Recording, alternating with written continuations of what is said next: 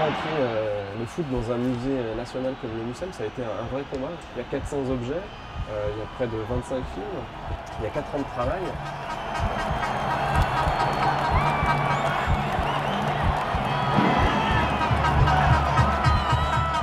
L'idée donc c'est d'être en dessous d'un stade, sous les tribunes en fait, dans cette exposition. Donc c'est pour ça qu'on a travaillé avec nos directeurs artistiques. Democracia, c'est un collectif d'artistes espagnols, et ils ont imaginé cette scénographie en fait qui rappelle donc l'architecture brutaliste des stades, les structures répétitives, mais aussi l'utilisation des néons pour donner un peu un caractère industriel, froid, mais comme celui qu'on retrouve dans les stades.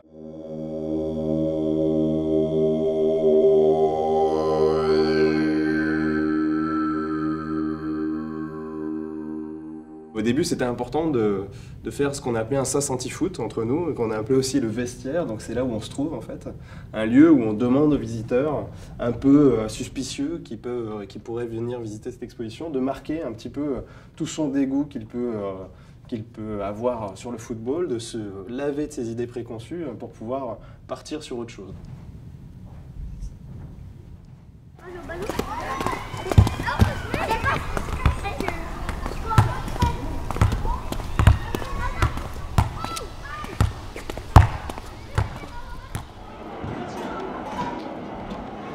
Une fois qu'on s'est douché de ces idées préconçues, on peut rentrer en fait à l'essence même d'où ça nous vient. Pourquoi on aime le ballon? Pourquoi on aime le foot? Pourquoi? Parce qu'on a été minot et qu'on a entendu « Hé Florent, tu viens taper le ballon. Viens jouer avec moi. Viens jouer avec moi ». Et on est en bas de l'immeuble, en bas du quartier, dans la rue. Et à partir de ce moment-là, on a rencontré, enfin en tout cas c'est mon cas personnel, c'est aussi le cas de Florent, on a rencontré l'altérité, on a rencontré l'autre. À partir de là, on a compris pourquoi la collectivité, pourquoi le groupe de copains pouvait être important. Et on a commencé avec quoi? Avec des ballons de peu. Voilà pourquoi a été déclenchée toute une série d'enquêtes collectes tout autour de la Méditerranée, avec ces ballons qui représentent finalement beaucoup, qui sont un peu nos Madeleines de Proust à nous. Au-delà des préjugés et des idées préconçues qu'on vient de dépasser, finalement ce qui est important pour nous, c'est ces ballons de peu. Et on a fait le pari finalement de les mettre en vitrine, de les socler avec une petite tige métallique pour leur donner une certaine valeur. On a les photos des enfants qui jouaient avec ces ballons juste avant. Et puis ça nous permet de retrouver les codes du musée, mais à la place d'un objet d'art, c'est un ballon fait en scotch et en carton. Là, vous entendez la captation de Mino de Marseille, qu'on a été filmé dans 10 endroits différents de Marseille, et où ça raconte une histoire. Ça raconte effectivement vient descendre, on va jouer ensemble, on va se rencontrer, on va devenir des potes, et puis surtout on va comprendre qu'ensemble on va pouvoir marquer un but. C'est pas toi tout seul qui va marquer le but, c'est on va le faire par passe. Donc la notion de collectif. Hey, les gars, on joue au ballon. C'est quoi? On joue au ballon. De cette expérience footballistique, je peux tirer aussi des choses pour devenir un homme. Et c'est en gros une bonne partie de notre vie. On est parti du pari aussi de dire que finalement il y avait des gens peut-être qui allaient visiter cette exposition qui n'avaient jamais mis un pied dans un stade de foot. Donc on les emmène. Allez, faites du bruit, allez, faites-moi monter le 10 mètres. Allez, allez, allez, allez.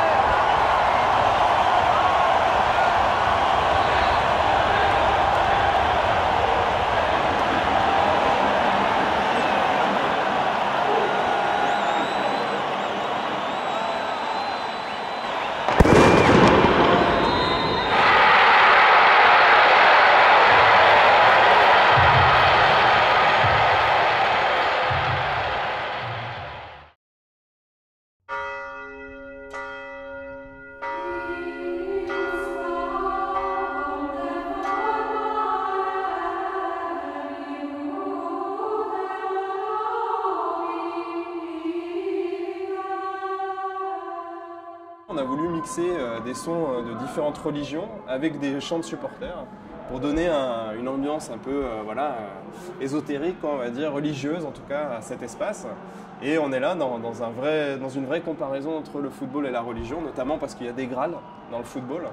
Donc les grâles, c'est les trophées, c'est la Coupe du Monde gagnée par la France en 98. Et puis on file encore la métaphore de la culture populaire en montrant ces buts qui sont une sélection subjective, non exhaustive, des plus beaux buts et des plus beaux gestes surtout des footballeurs et footballeuses qu'on a pu compiler ici pour montrer les légendes. Donc on a les reliques, on a les grâles et on a les icônes et on a les légendes.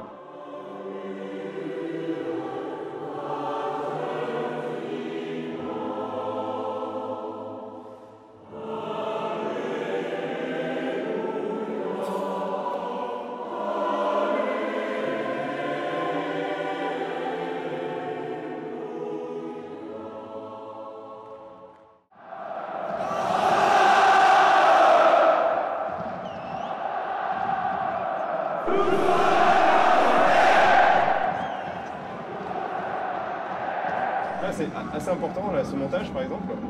C'est le but de Basile Boli à la 44e minute qui donne la victoire à l'Olympique de Marseille en 93 et on a la perception dans les tribunes.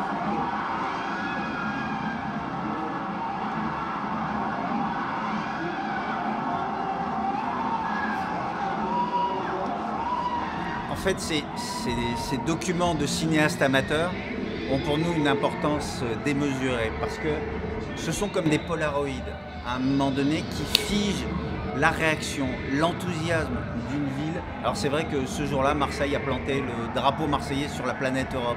Et tout d'un coup, effectivement, on est accédé, on a pris une revanche sur le monde entier. Enfin, Marseille et ses couleurs rayonnaient au niveau européen. Donc il y avait une véritable revanche sociale. Et on le voit dans ces documents amateurs. On va au-delà de l'allégresse, c'est-à-dire c'est quelque chose de totalement démesuré. Et c'est pour ça qu'on s'est vraiment amusé d'abord à aller les collecter et on en a trouvé énormément. Beaucoup de personnes s'étaient filmées, y compris, on le voit, ce vieux monsieur uniquement qui regardait le match chez lui et qui tout d'un coup exulte et puis qui filme ensuite le vieux port qui commence à se remplir. On n'a pas pu avoir des images de jeunes gens qui se sont jetés dans les eaux sales du vieux port et pourtant ce jour-là, on s'est beaucoup jeté dans les eaux sales du Vieux-Port pour fêter dignement cette grande victoire. Mais cet espace, c'est vraiment celui-là, c'est-à-dire l'inscription du football dans la ville. Allez, passe. Allez, viens, papa. J'aime bruit.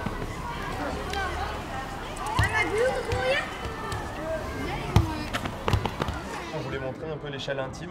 Donc on a à la fois du son qu'on est allé collecter dans les vestiaires, mais aussi ces photos de gamins et de gamines de 10-11 ans qui jouent au foot. Et parmi ce mur, on a mélangé deux photos, celle de Zinedine Zidane, on le retrouve ici, et celle de Thierry Henry, qu'on retrouve là, au même âge. Et donc l'idée, c'est d'inviter, on a invité tous ces jeunes enfants et ces jeunes filles, ces jeunes garçons et ces jeunes filles à venir dans l'exposition se voir, chercher leur bouille dans les photos. Et du coup, ils se trouvent, ils trouvent aussi Zidane et puis ils voient qu'on s'appelle Zidane, Henry ou d'un autre nom. On vient tous des mêmes clubs de quartier, des mêmes clubs de Millau. C'est finalement un des troisièmes lieux de l'éducation populaire, un des troisièmes lieux de l'apprentissage de valeurs qu'on entend justement ici dans les vestiaires, qui sont celles du respect des couleurs, du respect de l'arbitre, voilà, du jeu et du vivre ensemble. Il n'y a pas forcément de services sociaux, il n'y a pas forcément de centre d'éducation populaire ou de colonies de vacances, mais par contre, il y a un stade de foot et il y a un club de foot amateur. À partir de 13 ans, 14 ans, on va inviter dans certains milieux le minot à faire plutôt du tennis, plutôt, pourquoi pas, du rugby qui apparaît comme étant un sport noble, alors que le football reste profondément un sport populaire et un sport des classes sociales les plus pauvres dans notre pays. On quitte l'échelle intime pour entrer dans l'échelle des ultras qui sont les plus passionnés. Donc là on a fait une vitrine pour rendre compte de l'importance de la culture matérielle des ultras avec différents objets qui nous permettent de nous rendre compte de ce que c'est qu'être ultra. Il y a le mégaphone du capot qui permet d'animer une tribune en déclamant les chants, en entonnant les chants et en faisant en sorte que la tribune lui réponde. Il y a les fumigènes effectivement, mais il y a d'autres objets qui sont plutôt caractéristiques de la culture ultra, comme les fanzines, qui sont la littérature des ultras, ou même les livres qu'ils auto-éditent. Et puis différents objets aussi intéressants. On a ces lettres-là qui, pour moi, ont beaucoup d'intérêt. En fait, ce sont des lettres que s'échangeaient les ultras lorsqu'ils avaient 15-16 ans, dans les années 80, entre ultras de Marseille et ultras italiens ou ultras serbes. Et tout ça pour dire que finalement, le mouvement ultra, qui est né en Italie dans les années 70, il arrive en France à Marseille en 84. C'est là où il commence à naître en France. Et puis on a justement les photographies de ces minots qui en 1984 importent cette manière de faire italienne qu'ils ont vue à Rome ou à Turin, chez un oncle ou chez un cousin. Et puis ils emmènent ça à Marseille pour simplement soutenir de manière un peu plus active leur club, quoi. Et donc on est finalement à l'opposé du cliché de dire que l'ultra est un mec violent, assoiffé de brutalité et de bière, quoi. Là, finalement, devant nous, c'est 4-5 gamins de bonne famille qui veulent juste soutenir de manière un peu plus active leur groupe, quoi.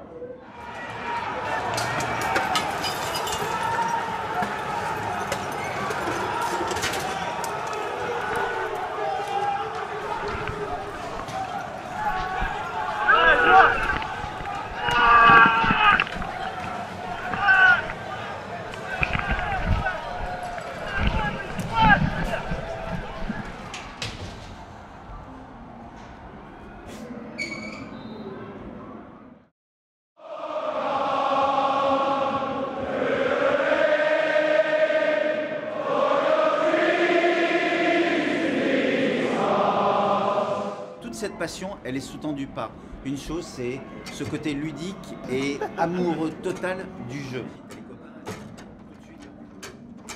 Ah putain. Finalement, la dernière strate de la passion, c'est de choisir les couleurs pour une identité nationale, quoi, pour savoir quel est le pays qu'on supporte, quoi. Et ici, on voit des maillots d'identité qui sont complexes ou qui n'existent pas, quoi. Donc à gauche, par exemple, les Serbes de Croatie. Quel maillot on porte quand on est Serbe de Croatie?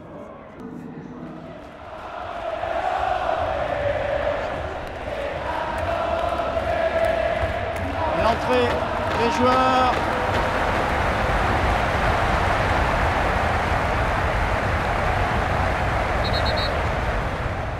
On voulait montrer justement les relations qui unissent football et politique. Et l'idée, c'est de montrer comment le football a été utilisé par des propagandes, notamment en période coloniale, en période fasciste ou en période nazie, ou même en période totalitaire. On y reviendra tout au long du parcours de cette deuxième partie. Et on commence avec la période coloniale, notamment en revenant sur la question de l'Algérie française, dans sa complexité, c'est-à-dire à la fois comme outil de mixité sociale. Ici, c'est la coupe de l'amitié du Racing Club Universitaire d'Alger, donc des notions d'amitié, de vivre ensemble, qu'on a vu au début, mais aussi outil de domination sociale utilisé par l'administration coloniale. C'est ce qu'on montre avec ces deux circulaires. Elles imposent un quota d'Européens dans chaque club. Pour éviter les clubs communautaires, la création de clubs de musulmans, on imposait des quotas d'Européens dans chaque club, 3 Européens au minimum dans chaque équipe. En une nuit, ces 11 joueurs qui jouaient tous dans des clubs français vont disparaître. Ils vont disparaître pour réapparaître 3 jours plus tard. L'ensemble des fans, des clubs, des entraîneurs sont en train de les chercher. On ne sait plus où ils sont. Ils ont tout de même un match le dimanche d'après, on ne sait plus où ils sont. En fait, on les voit apparaître à Tunis, où ils font une première conférence de presse et où ils disent « Nous sommes la première équipe de l'Algérie indépendante. Nous avons cette équipe de foot qui va porter nos couleurs dans une sorte de tour du monde où ils vont rencontrer les équipes russes, les équipes égyptiennes, les équipes vietnamiennes, y compris pour à chaque fois diffuser ce message. L'Algérie peut être indépendante puisque déjà son équipe nationale existe et joue et fait des rencontres internationales. Il y a cette première photo où on voit que le pouvoir italien oblige les athlètes à faire le salut fasciste. Et puis il y a cette deuxième photo où on voit Benito Mussolini obliger l'ensemble de son équipe, l'équipe nationale, à se vêtir dans un uniforme particulier qui est celui des aviateurs. Ce ne sont pas des footballeurs, ce ne sont plus des athlètes. Ils deviennent les armes de son combat, qui est un combat idéologique. C'est le sport le plus universel, oui, mais c'est surtout finalement un sport extrêmement populaire qui a été utilisé et qui peut aussi être source de résistance. C'est surtout ça en fait le pitch de l'exposition. Our main mission at the beginning was to represent Palestine and to be present there and wearing our Palestinian uniform with our flags. It was the first time to be seen playing the game that I love, despite of everything.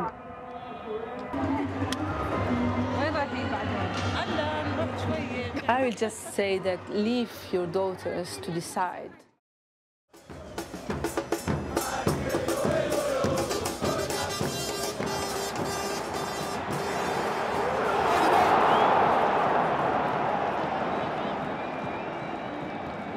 Aujourd'hui, on n'est plus dans ce contexte-là, on est dans un contexte où c'est l'économie qui a la main mise sur le football et on va voir dans la prolongation, dans la conclusion qu'on a appelée prolongation, comment on peut sortir de ce contexte-là. En France, finalement, tout naît d'une polémique intellectuelle entre Pierre de Coubertin et Jules Rimet qui, lui, va défendre cette professionnalisation.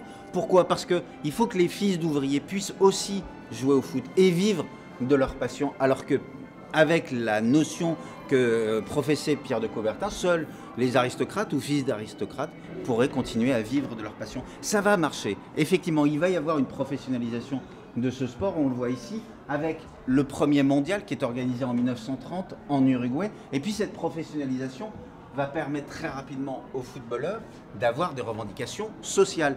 Et on le voit notamment en 1968 avec cette très belle photo où on voit que les footballeurs investissent le siège de la Fédération française de foot et demandent à ce que le football revienne aux footballeurs. Ils commencent à distribuer des tracts, sauf qu'une fois que ça devient professionnel, que le marché est rentré à l'intérieur du sport amateur, eh bien effectivement, on va pouvoir voir ce gigantesque flux. On arrive finalement à cette conséquence qu'on a voulu montrer ici, la starification du joueur de football. Cette salle-là, elle est pour montrer qu'aujourd'hui, dans ce marché justement international, le joueur de foot, c'est plus uniquement un athlète, c'est plus uniquement un sportif, mais c'est aussi une marionnette des Guignols de l'info. Et c'est aussi un acteur de cinéma, on a Pelé ici, ou on a Alfredo Di Stefano ici. C'est aussi une marque de publicité. Avec le football, on peut vendre du vin, comme on le voit ici sur l'affiche qui est là-bas, ou voilà, de faire une pub pour Leader Price, comme on le voit avec Zinedine Zidane, vendre des Big Mac, des caleçons Dolce Gabbana. Et la financiarisation va même jusqu'au club. C'est ce qu'on voit avec ces 3 maillots du FC Barcelone. 3 maillots qui montrent l'évolution finalement financière du club, d'un club qui n'a pas de sponsor, jusqu'à un club qui met Qatar Airways comme sponsor plutôt qu'UNICEF. Le discours avec toute cette vitrine-là, l'idée c'était déjà de faire un petit clin d'œil au Musée national des arts et traditions populaires, qui est l'héritier du MUSEM, enfin dont le MUSEM est l'héritier. Au Musée national des arts et traditions populaires, qui était un musée de folklore, on avait une vitrine qui s'appelait Du berceau à la tombe, qui revenait sur les différents rites de passage dans la société rurale traditionnelle française. Et ici on a voulu refaire cette vitrine, le concept en tout cas, quoi.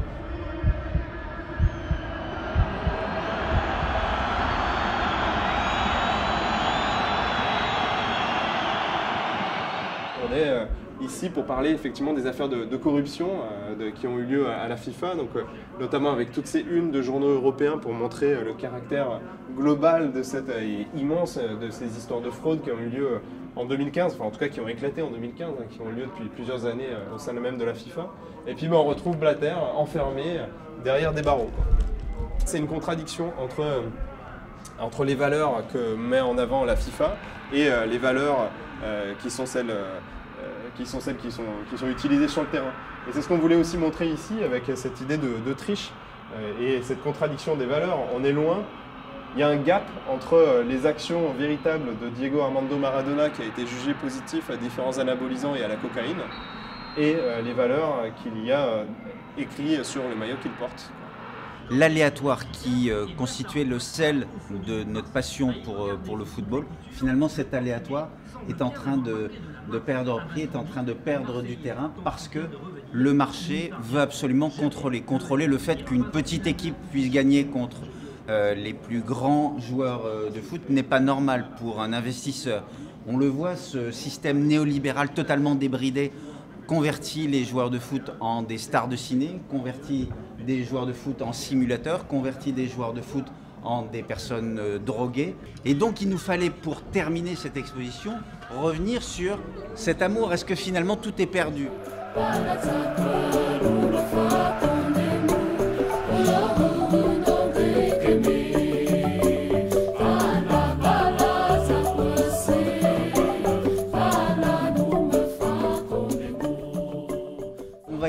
retrouver toutes les lucioles, tous ces petits moments d'espoir qui font en sorte qu'on continue à aimer le football, ce football humain et citoyen. Et la première de ces actions qu'on veut relever absolument, c'est un geste fait par des joueurs d'une petite équipe, l'Islande. Ils ont fait une démonstration citoyenne et humaine magnifique.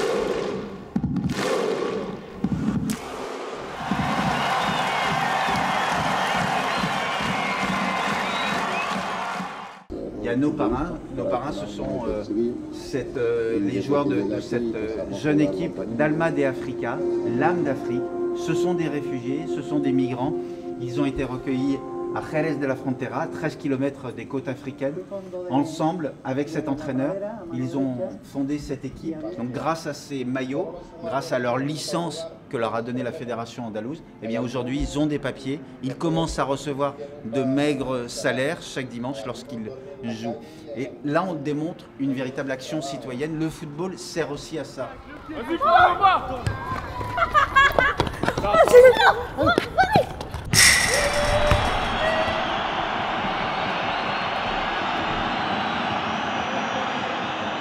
Au-delà d'être une tradition populaire universelle, au-delà d'être un jeu pratiqué sur tous les continents, le football dit beaucoup de nos sociétés.